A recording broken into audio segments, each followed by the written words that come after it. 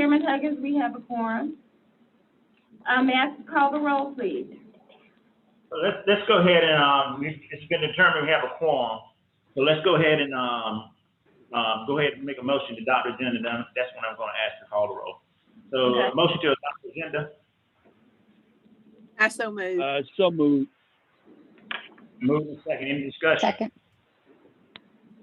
Okay, very good. No discussion. Ms. Donald Reed, please call the roll. Okay, Mr. Brennan? Ms. Teresa? Here. Councilman Walker? Mr. Fergus? Ms. Gleason? Yes. Representative Howard? Chairman Huggins? Yes. Mr. Lawson? Ms. Mood? Here. Yes.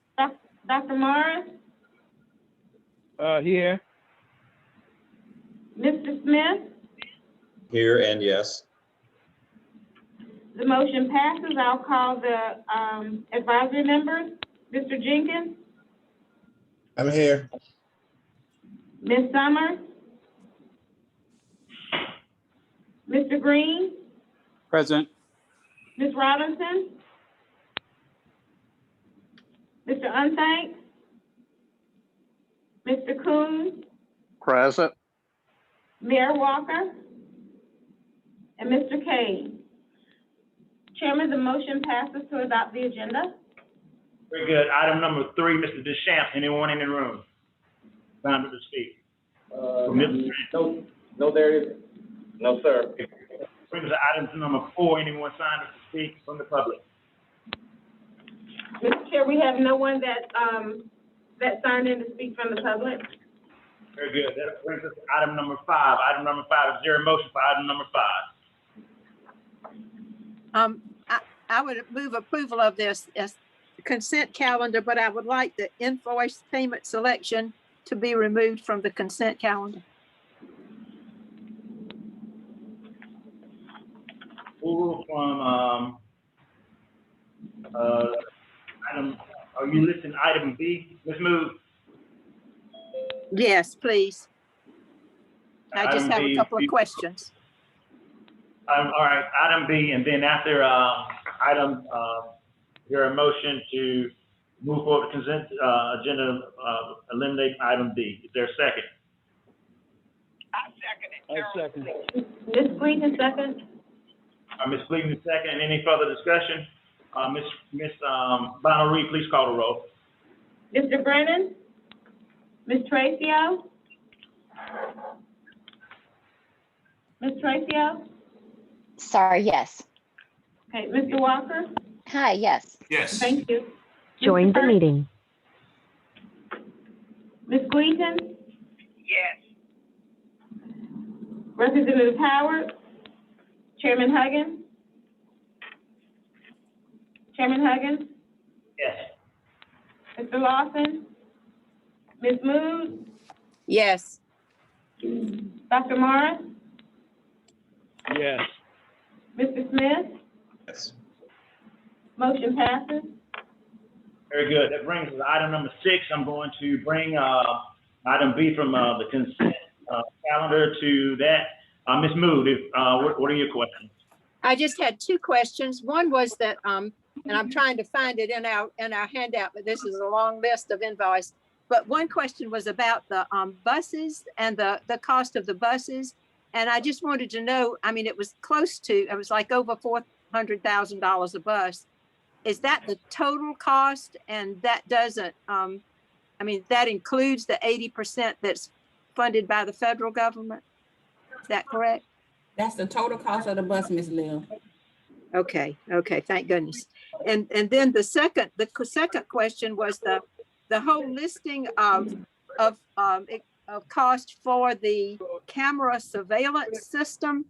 And what period of time does that cover? Are those monthly costs? Because that's a huge amount of money. I mean, it looks like a total of like close to $70,000. That I thought that couldn't be a monthly cost.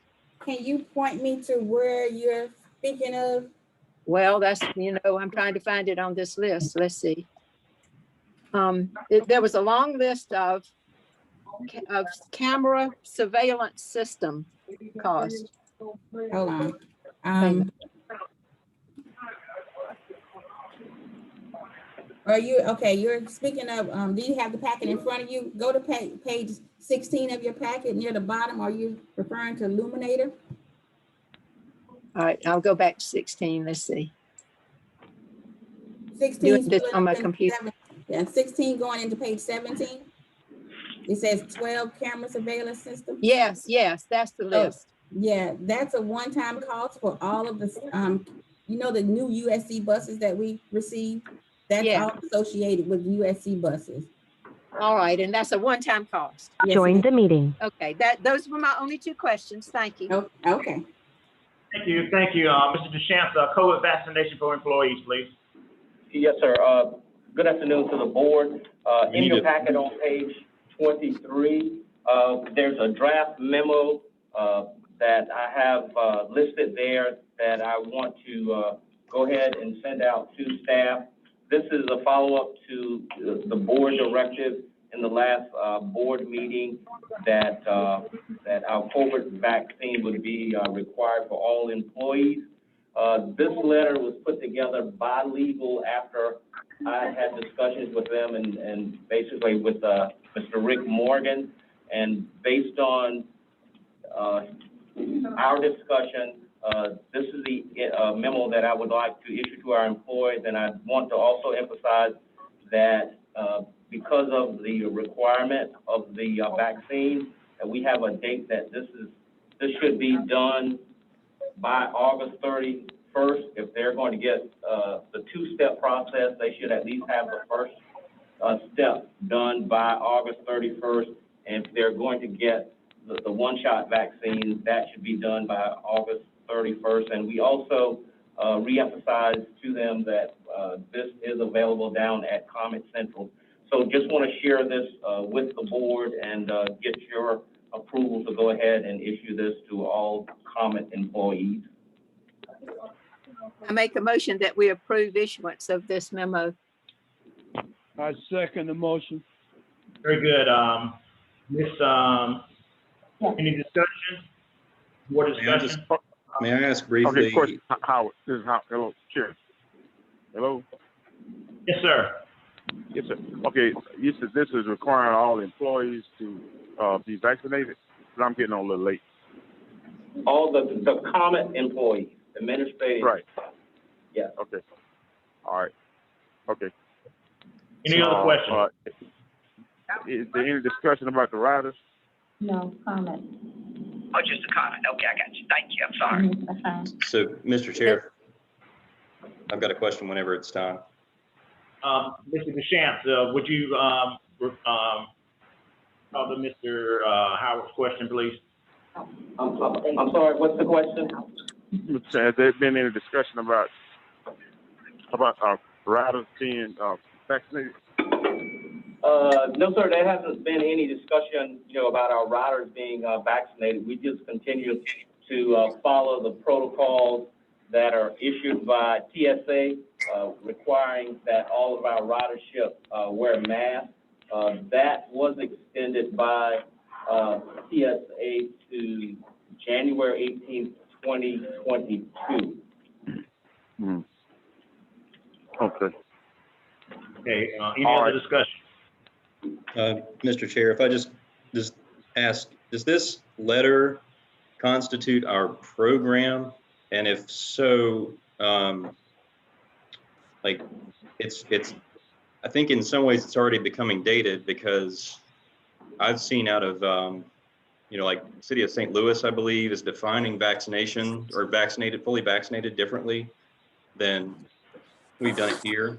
And you have to have had a vaccine or a booster within the last 4 months, I think.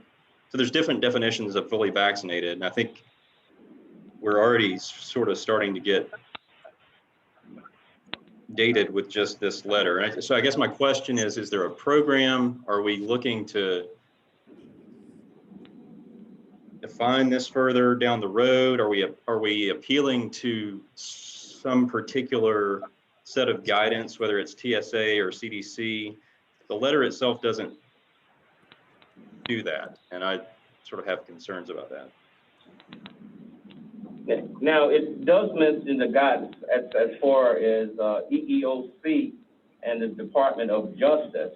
You know, Mr. Smith, I think as we go forward, there may have to be some adjustments or I'm quite sure continuous communications with staff, especially with where we are as far as the booster shot. But I think for the first initial step to make sure that our current staff is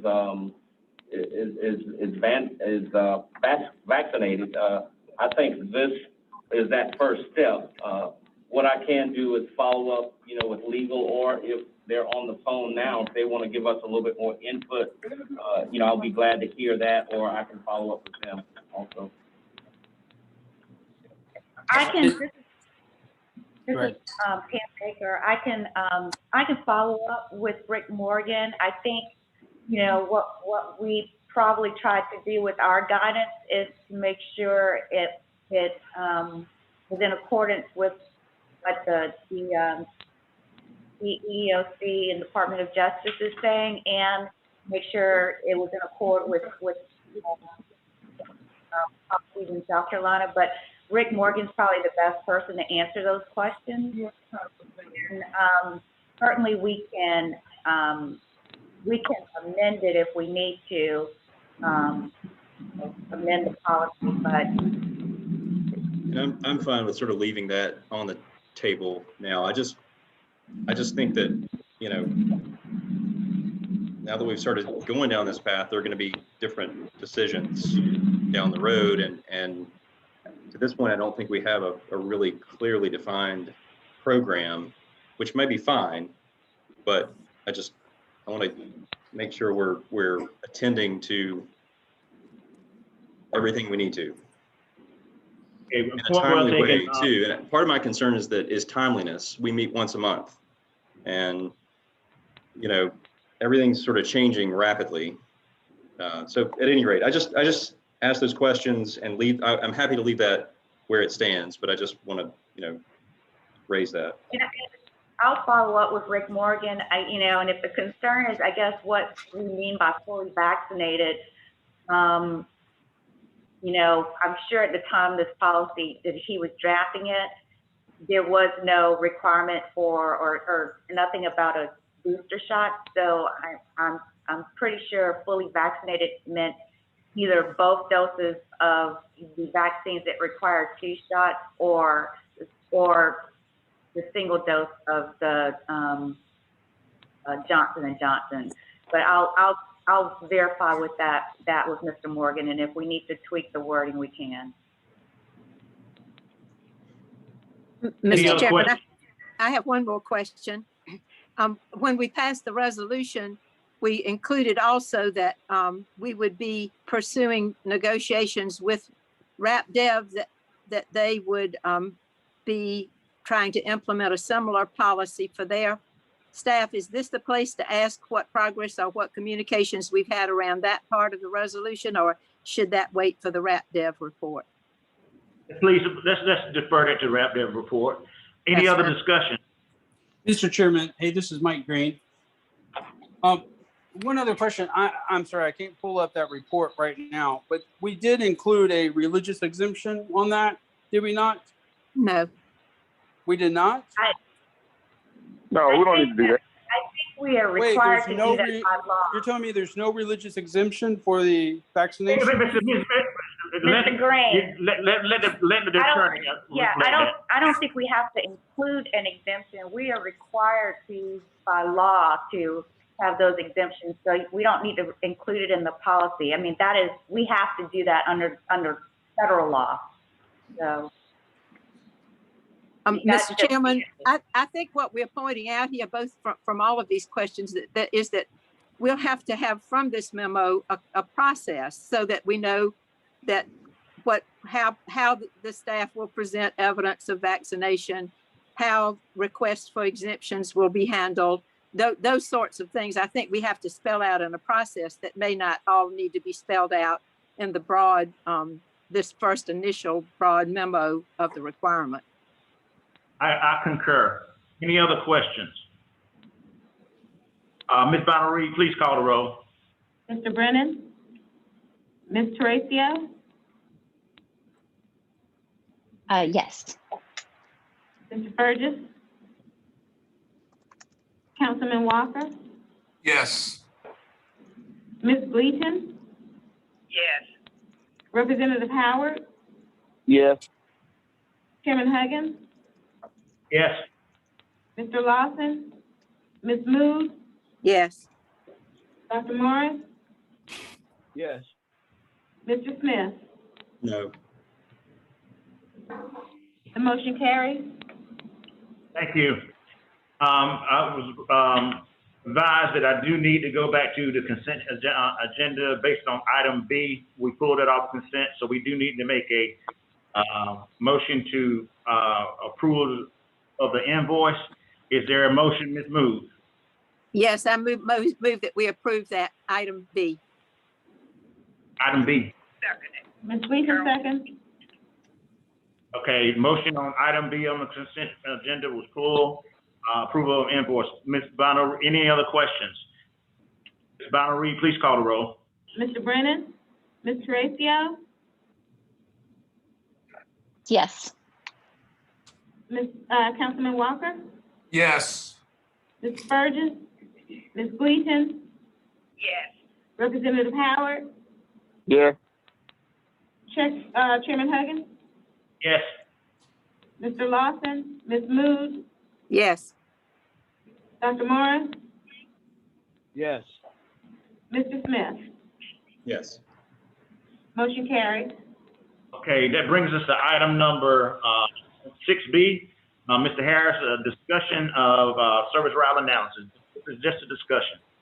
Yes, thank you to the board. We have worked really hard to develop the service route analysis. I would like to thank Blake, the planning intern, who helped populate some of the data that you see in the report. The document is broken down into 5 primary parts, and hopefully everyone has had a chance to review the document, especially the route profiles and the performance metrics. Ultimately, this is what we look to when we are looking to make service adjustments and things of that nature. We actually saw more of an increase in weekend ridership and weekday than weekday, but there's more of a correlation with the increase in weekday ridership as it relates to the overall increase in service performance. On the opposite end, 77% of the service, all of our service routes are down in ridership. And as far as the most efficient routes, all 3-digit routes traveling along 2 Notch, Broad River, Forest Drive, Devine, Farrell Road, all remain at the top of the list when evaluating the population size that each route served based on a 3/4 mile radius. Outside of those main routes, those main corridors, we also have 45 Leesburg, Hazelwood, 75 Decker Park Lane, 12 Edgewood, and 6 on Claire. And one route at the bottom of this list, I guess in the rankings there, is Route 22. But we do suspect that we may see some changes as we start to see more social activities or the student population starts to increase. We know U of SC have seen a really huge uptick in their student population, and also we expect the same thing from Allen and Benedict as well. But among anything else, there are several factors that could have contributed to an increase or decrease quickly. In the first quarter, RTP Dev was welcomed in as the new contractor. We started university service as well with U of SC. We further started software integration with strategic mapping. In the second quarter, we explored alternative on-demand services opportunities due to the loss of service along routes 46, 62, 74. And we started making alignments with service plans with Reimagine the Comment coming into the fold. In the third quarter, we experienced a reduction in operators, which delayed full implementation of the service change. But we did explore opportunities to provide microtransit services in Pontiac, Lake Carolina, and Irmo.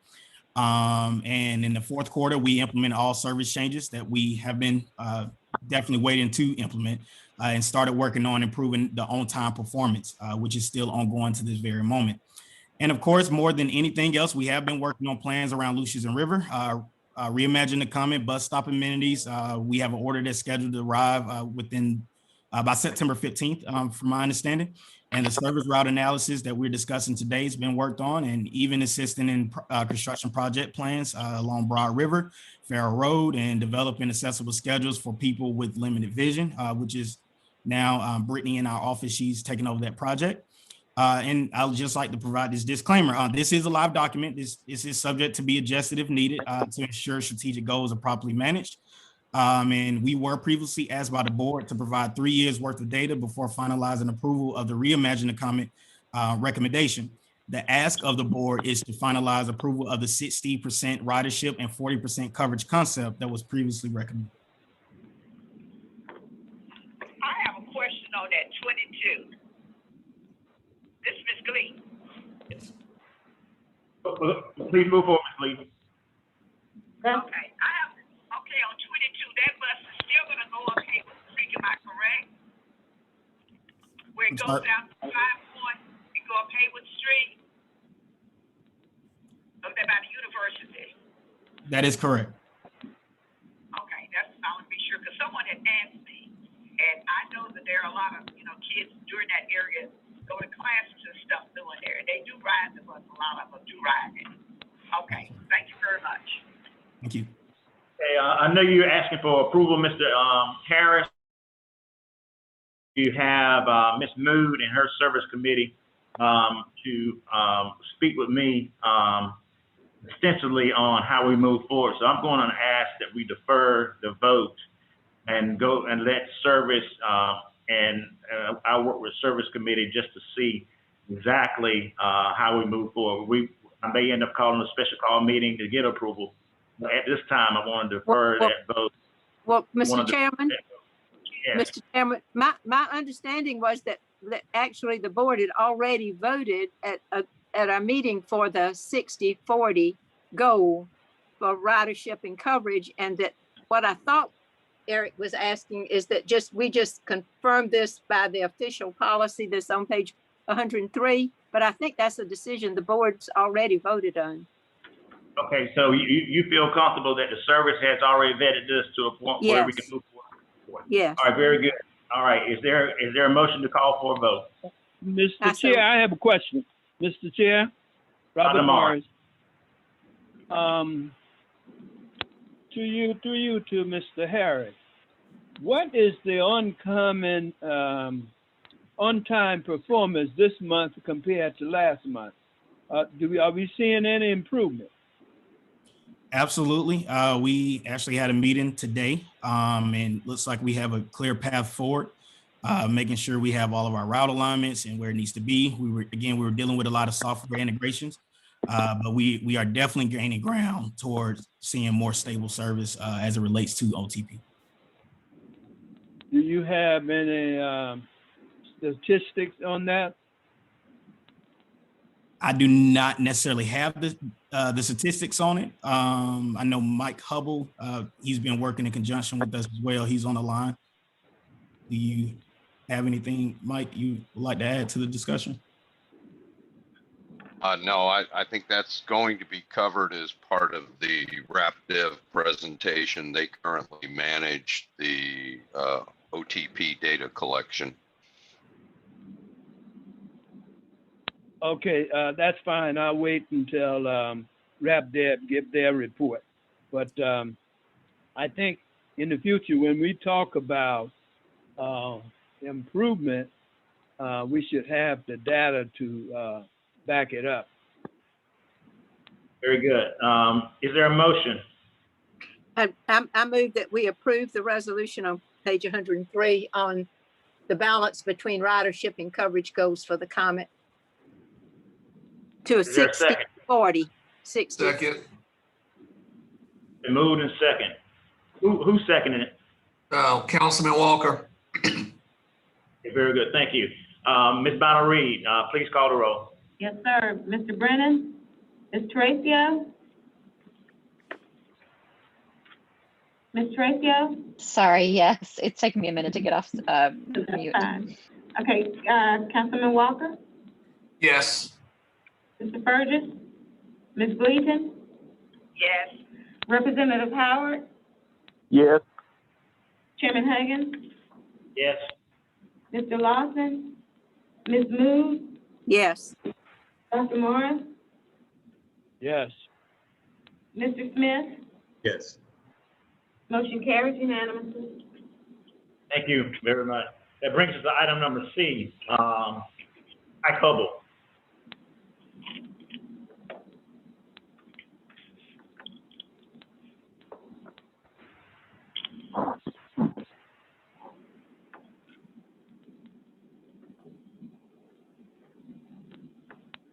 I apologize. I am off of mute now. Good afternoon. Thank you, Mr. Chairman and members of the board. I've got just a few slides to cover to kind of give an update to the full board. We've been keeping Ms. Mood and her service committee fully abreast of the progress as we work through the issues. Cover a little bit of background to refresh the board's recollection on the project, cover the actions to date, and then cover some contract clarification concepts at a conceptual level that we will be asking the board for the authority to execute, and then talk about the next steps, and then detail out the authority we're requesting the board provide to Mr. Deschamps as part of an action today. Background on the project, I was brought on board to really do two things: facilitate and moderate the issues related to previous invoicing processes between RAPT Dev and the Comet, help to evaluate the basis and resolution to some of the contractual and invoicing disputes that had arisen since RATP Dev had come on board in July of 2020, develop an invoicing process going forward, and really to mediate and improve and enhance the communication process to better triage the various issues that come up in a contract, a service delivery contract like this.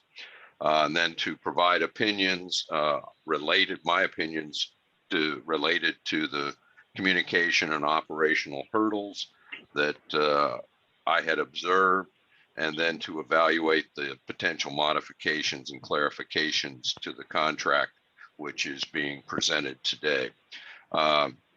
That work, we commenced that work back in early February. We've made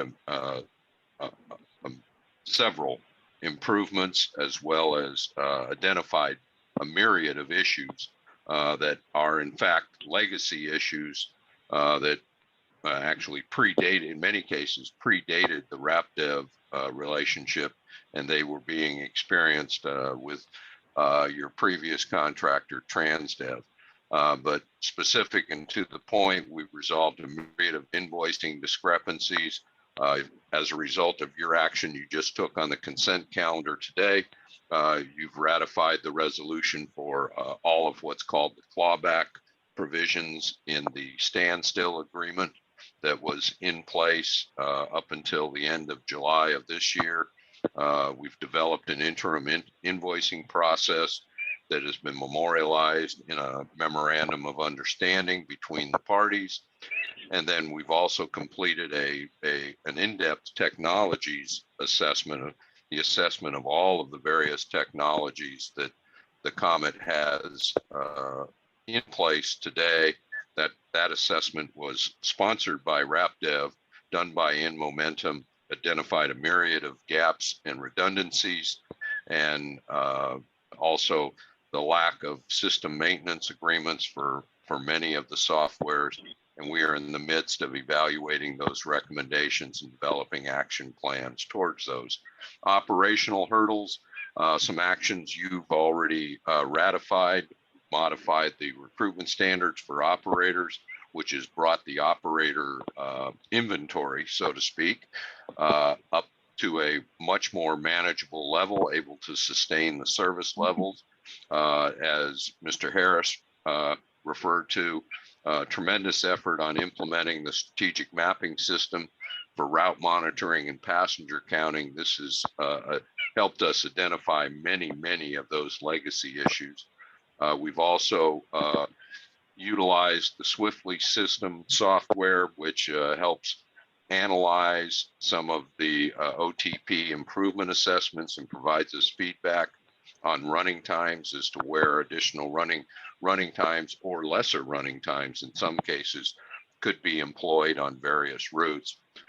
We've identified, as a result of utilization of many of these tools, some serious inconsistencies between the schedules and the operator paddles, as they're referred to, and the public timetables, as far as route patterns, running times, and the like.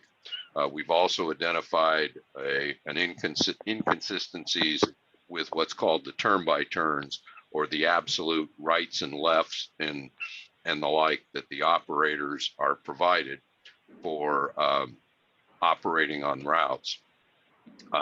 Communication, clearly I can attest to the communication is far more collaborative than it was when I first came on board. I think that's a real something the team has strived very hard to achieve. They're now very problem-solving oriented. There is absolute emphasis on transparency. Put everything out there on the table. Don't hold anything back. And it has really helped us move forward, and really aided us in understanding the business processes, both on both sides. We have weekly team meetings every Wednesday morning, and where we work through some of the issues. We had one this morning and identified some additional issues for action for next week. And then it also identified the legacy operational issues that frankly people were just taking for granted. And we have opted in many cases to abandon some of those or develop modified business processes. Key personnel is another critical action that has been completed. The Comet, obviously we have Mr. Deschamps on board at the helm as the interim CEO. I think his demeanor and approach has been instrumental in getting us to the point we're at today. He's brought on board Jackie as the new contract compliance manager, and she's stepping up to the plate on helping resolve many of the issues. And then on the RapDev side, there is a new permanent general manager. The operations manager, Mr. McKelvey, has been on board now for several months, and the technology manager and quality assurance manager all have been instrumental in working through these issues. And then the standstill agreement, which was in place when I first came aboard. We have, as a result of your action today, resolved all the historical invoicing issues. We've discussed the contract clarification issues, which I'll cover in a minute. And as a result of that, that standstill agreement was allowed to lapse in July as everything being done. So those are the actions to date. There's still much left to do, but we have really knocked down some of the key, I'll call them key operational hurdles, or just business relationship hurdles. They're now behind us. We're moving forward on these contract clarifications. I've presented these to you in concept because going through page by page of an 1,800 plus page contract is, frankly, it would not be valuable, I believe, to a governance board such as yourself. But the concepts here are key. That the concepts we're looking to clarify is to reduce the Comet's role in the approval of RapDev's internal business processes and practices. One of my key observations was that the Comet is so involved contractually in business processes. Let the contractor do their job, hold them accountable, and step away and let them manage their own business processes, but don't tell them how to do their business. This contract still, the language in the contract in many cases still does it. Another key one is to revise liquidated damages to eliminate what I believe are punitive in damages that are punitive in nature, and also a non-permissive imposition. In your current contract, the COMET is actually held to a standard that says you will impose liquidated damages for these certain infractions or actions. You have under the contract, you have no latitude. We will be changing those, presuming you adopt the authority for us to make these changes. We will be making it permissive, where it says the COMET may impose damages. You don't always have to apply that leverage. You can resolve issues without imposition of liquidated damages.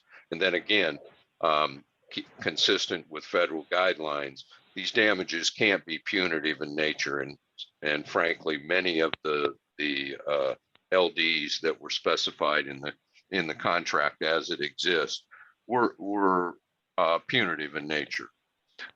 Eliminating unnecessary reporting. There are update reports that were required by the COMET contractually, and frankly, in my observations, when I ask for examples or analysis of those reports, in many cases, reports were being generated and nobody was looking at them, and they were merely progress reports, particularly around NTD reporting. Yes, it's critical that the COMET produce those NTD reports on an annual basis in conjunction, obviously, with your contracted operator, but we don't need weekly or monthly status reports that go nowhere but internally. And then clarifying the roles for management of the technologies. Again, a myriad of technologies are employed at the COMET, and identifying who's responsible for managing the day-to-day management and key primary contact point for each of those technologies. And then recalibrating some of the performance incentives. That needs to be done on an annual basis regardless. And so this is just recalibration and clarification on some of those performance incentives. And then there are specific details, individual units. A couple examples I listed here were uniforms. As an example, there are 3 or 4 different sets of uniforms currently required under the contract. In talking with both RapDev and the COMET leadership team, we've come to agree on 2 uniforms, one for the soda cap connector operation and another uniform for all other services. Far easier to manage, far easier to maintain, far easier to frankly enforce in the field with the team members. Bus washing is another example. Current contract requires all buses get serviced every day. Well, there are buses at times that will sit in the yard for 3 or 4 days, either because they're not needed for revenue service or they're awaiting repair. Current contract language requires even those buses run through the service lane every night, regardless. And a tremendous, I'll call it waste of available resources. Yes, wash every bus and service every bus as it's needed. Those that are used in revenue service or those that are anticipated to be used in revenue service, frankly, need to be washed and serviced, but not every bus in the yard. So the next steps, today, you can check this one off. You have ratified the standstill clawback settlement. Thank you very much for that effort. We want to issue, as staff, we want to issue the contract clarifications consistent with the concepts I just covered. The other one is we need to secure some interim scheduling resources. Right now, Mr. Harris is, as you know, on a professional services agreement, and not full-time allocated to scheduling. Services, and Blake, who is very enthusiastic and is really stepping up to the plate, but he is an intern and also has just returned to school at University of South Carolina this semester. So his ability to focus on this in full time is, he's got other critical distractions. So we are asking for the authority to seek professional services resources necessary to support several schedule changes that need running time adjustments, synchronization with your public timetables, both the running times, modifications, and elimination, frankly, of some of the time points that are currently in the system. The comment, in my opinion, and discussing it with Leroy, they frankly, just those resources currently do not exist. And then we will be implementing the technology assessment recommendations. So the ask or the recommendations I have of this governance board today is to authorize Mr. Deschamps to amend the contract with RapDev, obviously subject to legal review, but 2 points. One is to revise and clarify the contract language kind of based on the concepts that I just briefed you on. And then secondly, to discuss with RapDev and provide a supplemental interim scheduling service necessary to assess and implement many of the changes that we believe are forthcoming as a supplemental work under their existing contract. Mr. Chairman, that's all I have. I entertain any questions. Thank you. Yes, I have a question, Mr. Chair.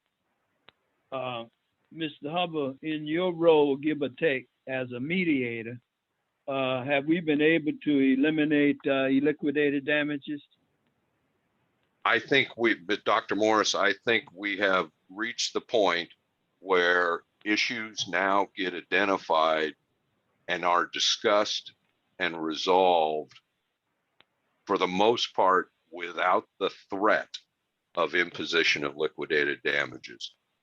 I think we've come far away from that, where we were in February, where every month there was a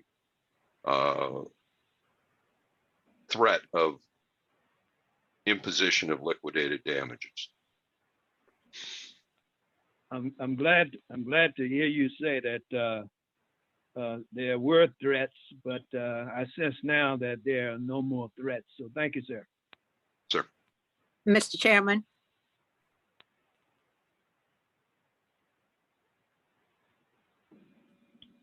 Mr. Chairman.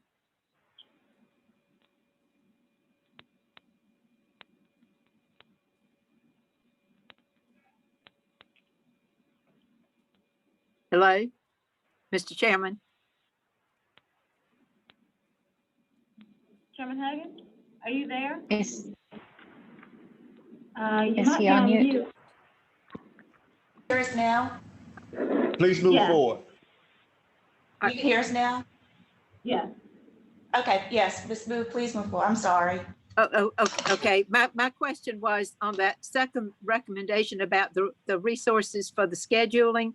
I'm wondering if we don't need to have be specific about having a more permanent arrangement than a public professional services contract. It seems to me we need to have someone full-time who can pick up what Eric's been doing for us at long distance, because to fill in a gap, and the gap that you've identified to cover that essential element of scheduling the services that you've described. So should that recommendation be that we just do that as an interim on the way to creating or filling a position that would serve those purposes? Yes, Ms. Mood, thank you. That's a good point, and I neglected to cover that. My apologies. My vision of this is, in fact, that this is an interim set of task orders, so to speak, to support the volume of work that could be done, with the intent of getting it to a point where it is sustainable by that permanent position you you have currently available on staff at the comment. So yes, that would be our intent. Thank you. Yes, Any ma'am. other questions? Yeah, well, Mr. Chair, I would like to respond to that. Just a few years back, we had, I think it was 6 employees, and now we're up to 13. I think we need to really take a close look before we hire any more staff. Thank you. Thank you. All right, so the motion is that we make a motion to adopt Mr. Hubbell's recommendations. Is there a second? I second. Okay, any discussion? Yes. Ms. Bonner Reed, please. Yes. Who's? Fergus. What I'm okay. How does Mr. Hubble recommendations filter in with reducing this pulse and going back to a normal bus routing system? How does that impact that? I think, Mr. Fergus, I think this is the means by which, with the information we've collected, this is now the means to provides the means and resources to execute, frankly, as I'll call it, getting back to the basics of running routes and running times and correct time points and the like. This is the mechanism that provides the resources to implement those. Mr. Chairman, I would say too, from a service perspective. Mr. Fergus has the floor. I'm sorry.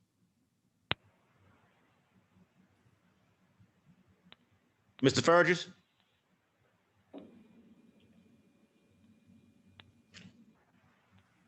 Ms. Mood?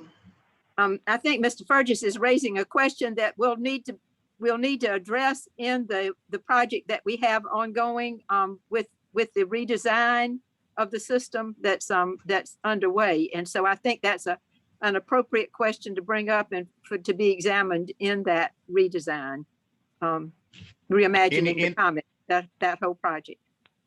Any other discussion? Ms. Bonner Reed, please call the roll. Mr. Brennan? Ms. Horacio? Ms. Horacio? Yes, sorry. Yes. Okay, Councilman Walker? Yes. Mr. Fergus? Pass. Ms. Gleason? Yes. Representative Howard? Yes. Chairman Huggins? Yes. Mr. Lawson? Ms. Mood? Yes. Dr. Morris? Yes. Mr. Smith? Yes. Motion carried. Very good. That brings us to item number D, Mr. Maurice Bell and Mr. Robert Smith. Progress update. Thank you. I believe Mr. Hubble did an excellent job of talking about many of the things we would have talked about today. A couple of things is we did, and I'm proud to bring on board our new permanent general manager. And he's here, this is his second week, and will be moving forward. That was an item that was of significance and importance, so we're proud to present that for Mr. Walter Cooksey. The next thing that we wanted to do is to say that we feel good as we go into the second week about the startup of the USC service. We also know that it was the board's pleasure that we have the manpower, the vehicles, and the rollout of getting that up and running in the way that meets the standards that the board wants. So we're pleased to say that that went well. The other is the technology assessment that we did.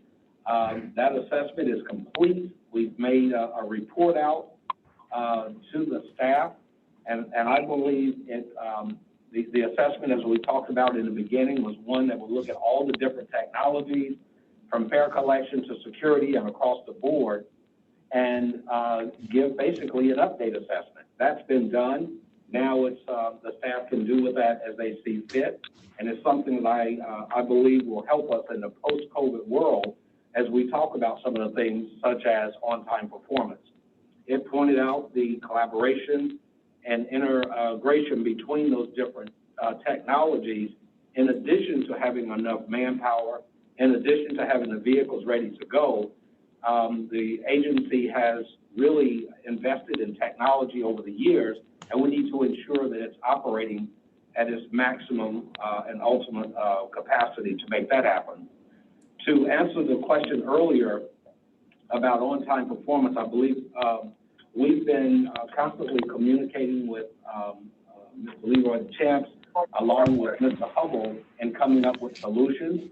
I think he talked to you a lot about that. I won't belabor that particular point, but we've got work to do, and it's a process. It's a process that we're going through, and we will be giving updates monthly at the service committee meeting on the improvements, the quick wins, and the like, both on the technology side as well as the integration that's going to show the numbers related to on-time performance. The other is that we're doing an overlap between the two general managers. Again, it was the board's pleasure that there be a significant overlap. So Mr. Bell is with us. They're going into their second week of overlap, and he'll be with us into September before moving on to new assignments on our side, but we will still make him available to Mr. Cooksey and to Leroy for any transition handoff activities that we must do. So, Mr. Chairman, that's our update today, in addition to what Mr. Hubble already talked about. Thank you, Mr. Smith. Is there any questions for Mr. Bell? Any questions for Mr. Bell? No question for Mr. Bell, but you didn't record my vote. Pass is not a vote. Should you record my vote on that motion? I recorded pass. That's not a vote. It should have come back to me for a yes, no vote. Okay, All right, yes. thank you. Okay, thank you. Well, can I raise my question now about whether RAPDEV has begun any conversations within RAPDEV and with the union representatives about a policy of requiring vaccinations of their staff? Mr. Bell, Mr. Smith? Not at this time. We are internally from a RTP dev standpoint, working out discussions with our legal team as well. We have not engaged a union just yet. Right now, we're close to 75% vaccinated of all of our employees. So we are working through the final group to see how well we can get that done prior to some additional discussions with our executive group of RTP dev. If I could add to that, Mr. Chair, we're confronted with this decision point throughout the industry in the U.S., and it's happening at different places. And at a very high level, what we're doing is trying to understand when it's clear what the local public transit agency intends to do, we have to mirror that. But that then entails conversations about how do we mitigate the impact to the riding public. And so I think once the comment, as Mr. Bell says, once the comment has decided what their policy is, then we have to respond to that particular policy and be realistic about how that can at least initially impact service, one, and then two, there's going to be some enforcement issues, and then of course there's also the matter of verification. So those are the types of things that we are addressing around the industry. That's a great question, and I'm not sure that we or any of our competitors or other PTAs have totally figured that out for obvious reasons. Very good. Thank you, sir. Any other questions for Mr. Bell, RAPDEV? No, but Mr. Chair. Yes, sir. I just heard on the news that one of the airlines have increased employee health payments by $200 a month to the employee if they haven't been vaccinated. So I think we are operating behind the curve So I'd like to make a motion that states that all common employees and contractors must be vaccinated and work from that standpoint. I think we're behind the curve already. I would just point out that, and I think we've discussed this in some previous sessions, we can adopt that for the Comet employees, which we did today. But because RapDev has to deal with union issues and they have their own legal team, we cannot adopt a policy for RapDev. But as I understand it, Mr. Smith and Mr. Bell and their legal team are working on addressing those issues. But contractually, we can't adopt a policy that would bind RapDev. Attorney Baker, this wasn't giving RapDev a policy.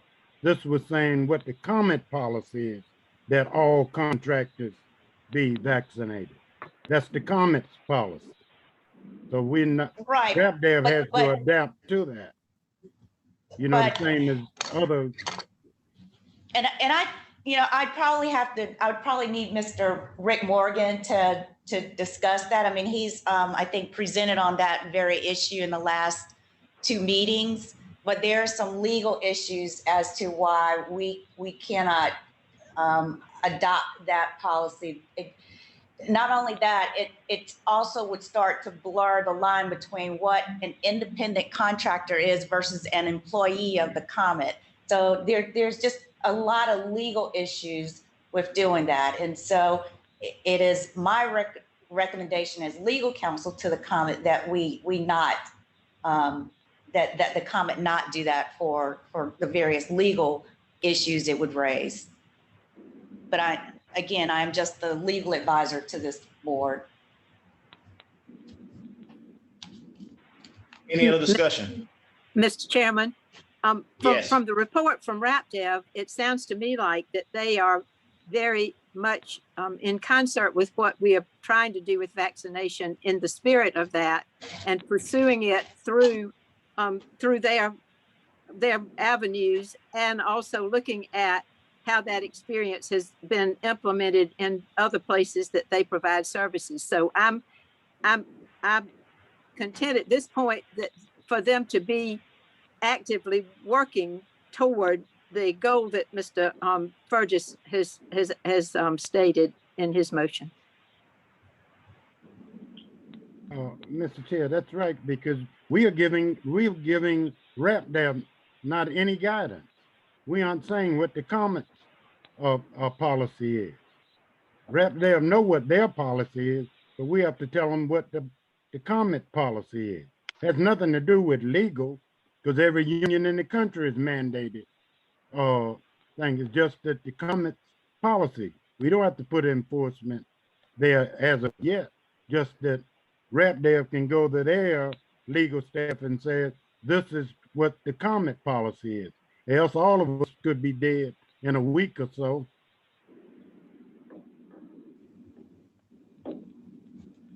Mr. Chairman, this is Mike Green. Yes. I had a question for Attorney Baker. Attorney Baker,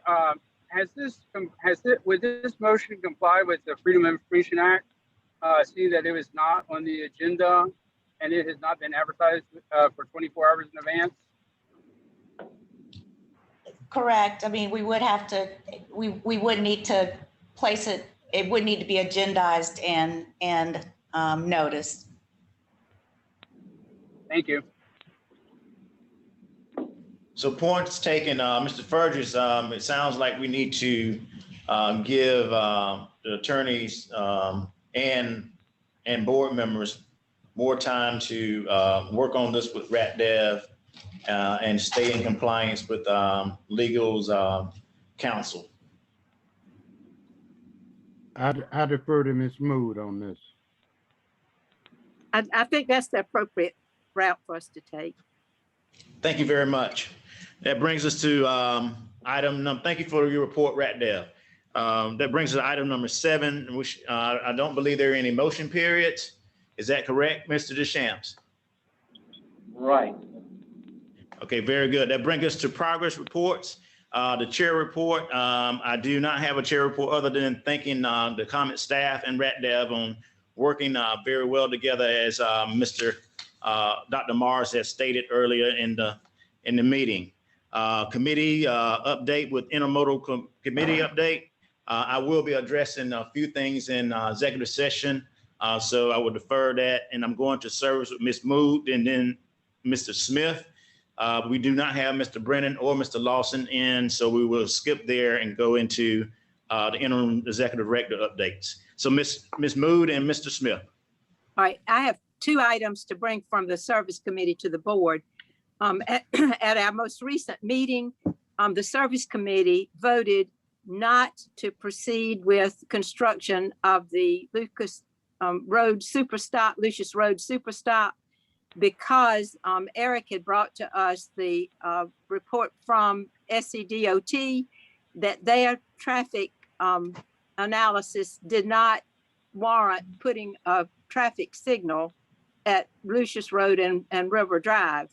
And so that was, I'm gonna try to be brief on this, but our rationale was that it would be irresponsible for the Comet to really create a crisis. Because the crisis would be that we would have all of our buses loaded with passengers trying to enter River Road multiple times a day with no traffic signal. And that just is not a safe thing to do. And the second reason is because there would be such a delay and a backup of buses trying to get onto that road safely that we would throw all of the schedules off. I asked Eric, and he can chime in if he wants to on this, but I asked him what the basis was for the DOT decision, and he said that they did a traffic analysis based on the existing traffic, not what the traffic would look like if we implemented a Lucius Road Superstop. And so they're basing their decision on what the traffic is now into that. And I mean, I can't fathom why that's the process, but that is their process and that was their decision. So the service committee decision was to recommend to the board that we not proceed with construction of the Superstop with this really a deal breaker obstacle. Thank you. Any questions from Ms. Mood? Mr. Smith? Eric, did I cover that okay? Yes, yes. Okay. We have, all right, so that would, I don't know if that needs to be a motion to the board or if we just make a recommendation. I'm not sure how to proceed on action with that. I'm going to take it as a recommendation to the board, and I would like to address that also in executive session, and we'll have some more conversation in executive session. All right. Well, the second item I was going to I'm bringing from the service committee is that we had on our agenda the service request from Mr. Kane for additional service in Batesburg, Leesville. But at our last board meeting, I looked back at the minutes and Ms. Baker had some things that she felt she needed to review and address. And at the time of the service committee meeting, we did not have a written description of what that service request was to be, nor did we have Mr. Kane present for our meeting. So we have deferred that item to a future meeting and when we have more information on which to make a recommendation. Thank you, Ms. Mood. Any questions of Ms. Mood? Mr. Smith? Thank you, Mr. Chair. Finance Committee met 2 weeks ago. We did not have a quorum, so we really just took everything as informational, but the agenda didn't have any action items anyway. So we proceeded with just informational items. We received a report. I think Roz was on vacation, so Crystal provided the report in her place. And through the end of the fiscal year, end of June, we received an updated operating statement that showed that we have a $3.4 million surplus with depreciation added back. So if you take depreciation back out, it ends up being about a $300,000 surplus. And I always like to look at that with depreciation built in to the expenses, just because I think that's the more longer term, that's the better way to do financial planning. So at any rate, in either event, we show a surplus, whether you include depreciation in the expenses or not. So that's good news. We also engaged in a pretty lengthy discussion about DBE reporting in light of the comments at the last board meeting about concerns about DBEs. And so we've tasked Dr. Prince with refining her reporting mechanism to show in particular the effect of subcontractors on DBE performance, to itemize those subcontractors and their the expenses associated with those subcontractors, those DBE qualified subcontractors, to show us that information as well as what she's already showing. So I think that's going to help with some of the confusion. My concern as the finance chair was that there was a desire, it seemed, to eliminate those subcontractors from consideration as DBEs, but in my opinion, that disincentivizes contractors from picking DBEs as subcontractors. So I want to make sure that we're keeping the big picture in mind, and that with our DBE program, that we reward contractors for complying with our expectations for DBEs as subcontractors. So at any rate, long story short, I think we're working towards a reporting mechanism that's going to help clarify some of the ambiguity in the DBE program, and I look forward to Dr. Prince developing that in consultation with the Finance Committee.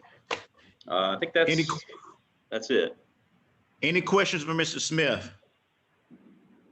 Thank you, Mr. Smith, for your report. Mr. DeShane. Mr. Chair. Yes, sir. Yes, sir. One other piece that I would like to add, at our meeting, it was a concern of whether or not those firms had DBEs that are qualified. And I think Dr. Prince have looked into that, and I don't think she has completed it, but she will soon. Thank you. Thank you for that point noted. Mr. DeChamps, please move forward. Okay, with the interim executive director update, you can find that in your packet, page 152 through 156. Just two other things I'd like to mention, and also Mr. Robert Smith has mentioned, we did start U of SC service this past Thursday, and I want to commend staff. And like I said, when I mentioned staff, it's upstairs, downstairs, a great job that they did. I think this started when we initiated having a staff meeting with U of SC that involved RETP Dev. And at that point, I think we were able to identify the priorities, but also it gave us an opportunity to just communicate with each other, but also to identify issues and problems that we had out there, and we were able to resolve them together. And with that, I think we built a good, strong relationship between all three parties, and I think that showed in the service that started on Thursday.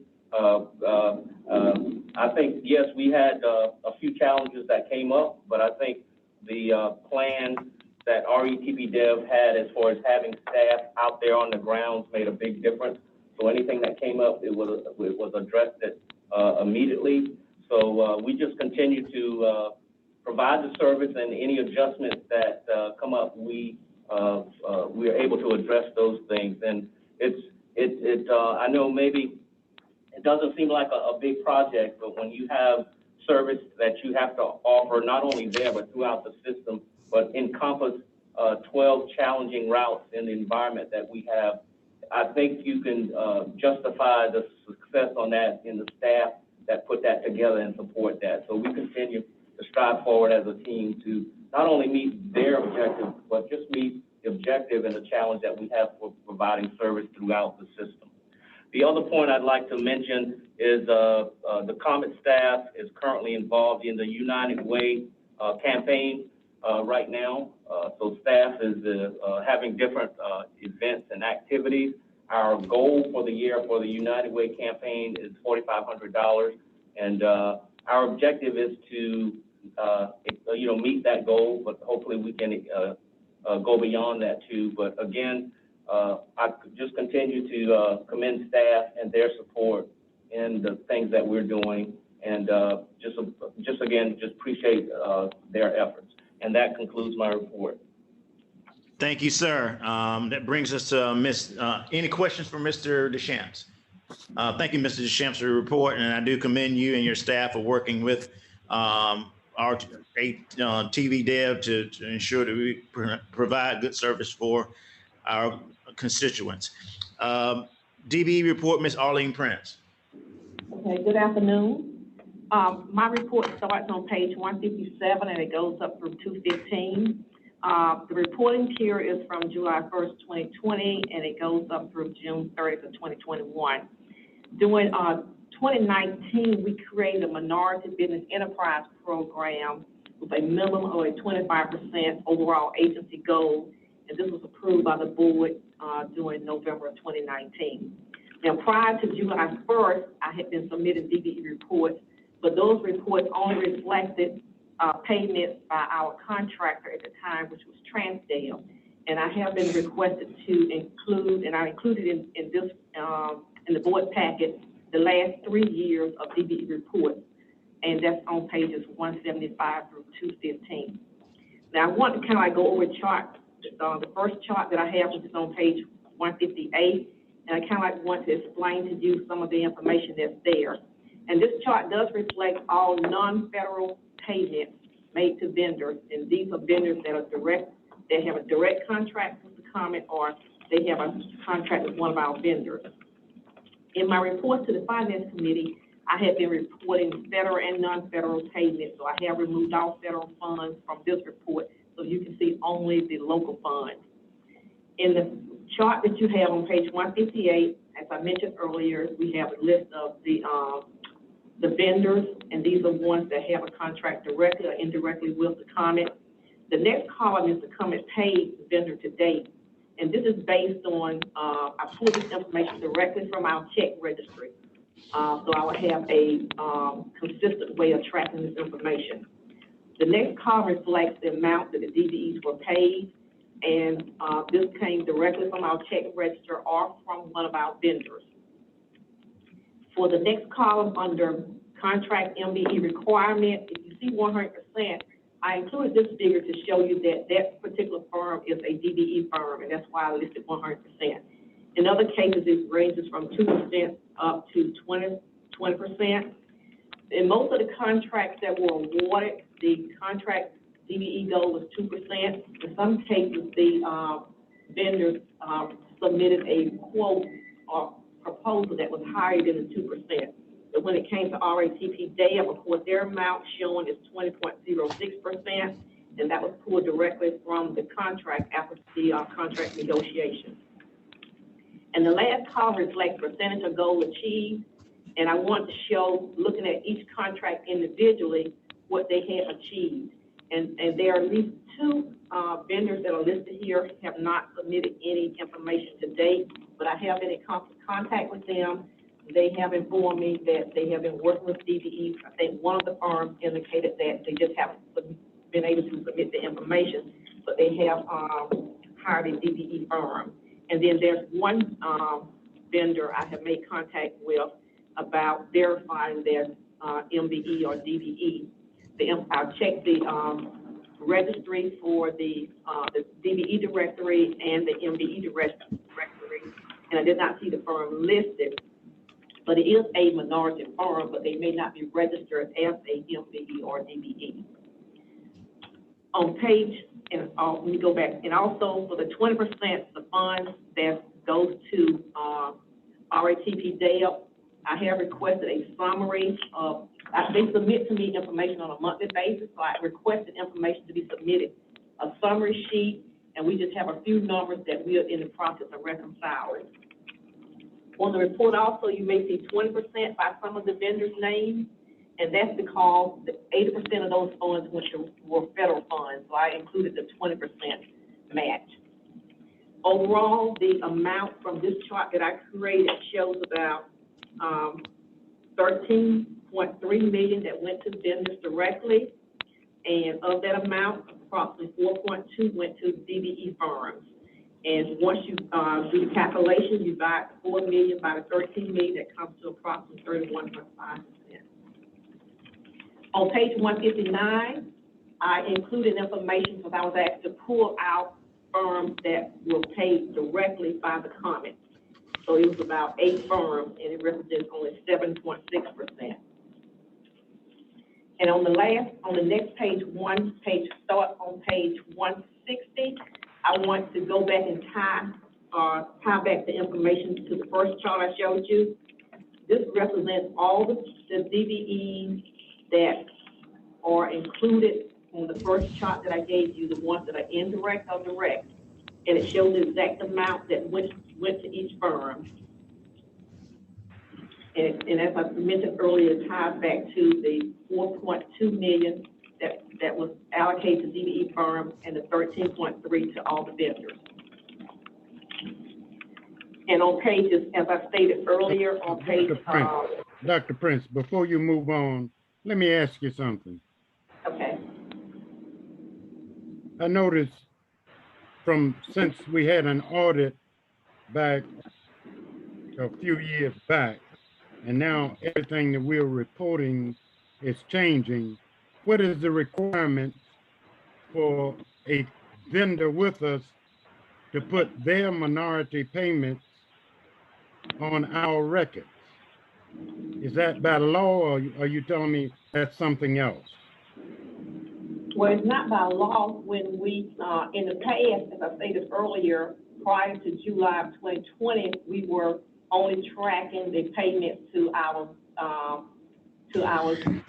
contractors. So when we created the Mbe program, it was indicated that we would track all payment, non-federal funds. When you say we did, now who's the we? Well, the recommendation was submitted to the board for approval, and that's also in the packet that you have. And I think it starts on page 164. Mr. Chair, I think we need to readdress this Mbe program, since we spent. And there is language, I was gonna say, there is language when we created this program that we would revisit this program, the Mbe program, on an annual basis, and we will make adjustments as needed. Oh, very good. Very good. Thank you, Mr. Chair. Any other questions from Ms. Prince?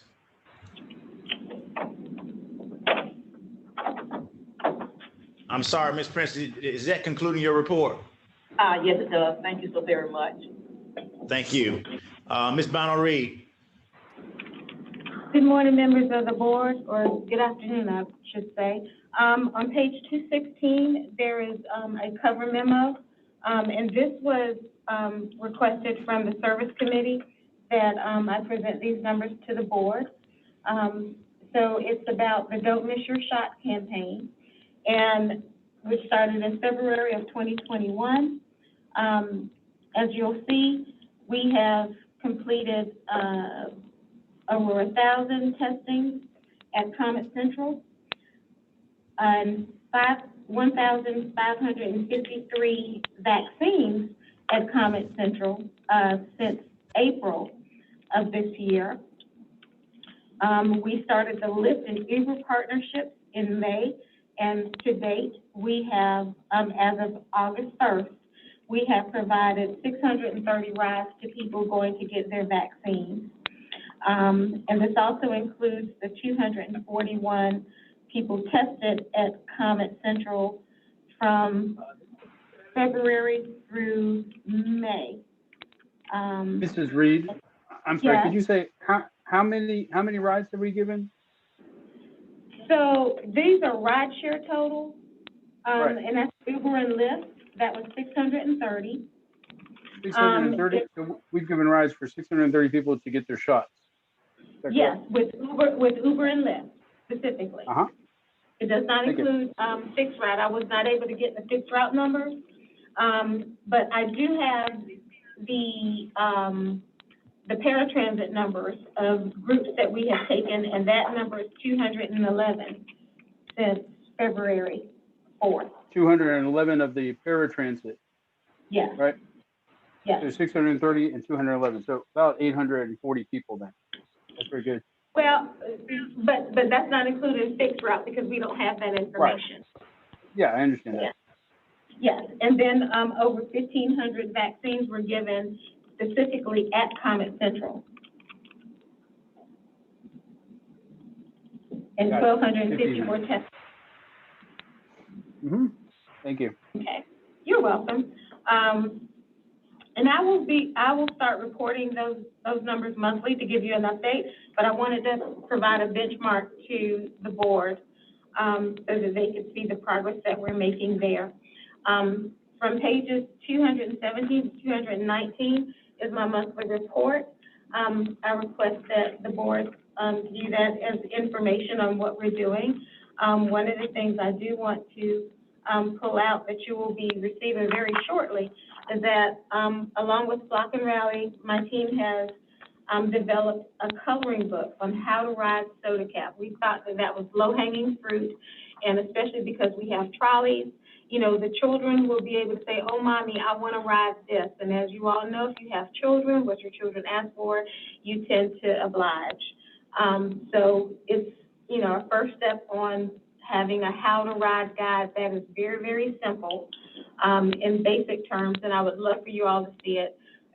So it will be in the mail to some of you, and some of you, it may be hand delivered. So that concludes my report for this month. Ms. Reed, before Yes, you, this is outstanding, but are we staying on top of the information on those booster shots?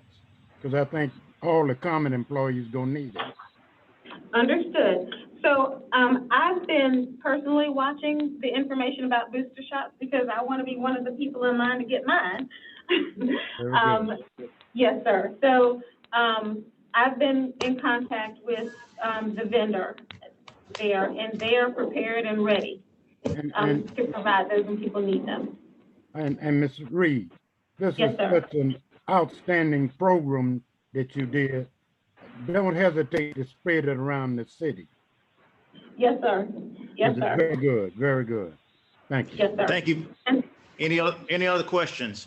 That brings us to item 3, which is no board motions at this time. And in the light of executive session, I'm going to ask that I pull this because based on the information I got from Ms. Mood and Mr. Fergus on the signalization of service and Lucius Road, that's a project that we need to look at and come up with a recourse. I am going to ask that Ms. Bonner Reed get the intermodal committee together, comprised of Ms. Mood, Mr. Brennan, Mr. Mars, Dr. Mars, Mr. Fergus, Mr. Lawson, and Huggins.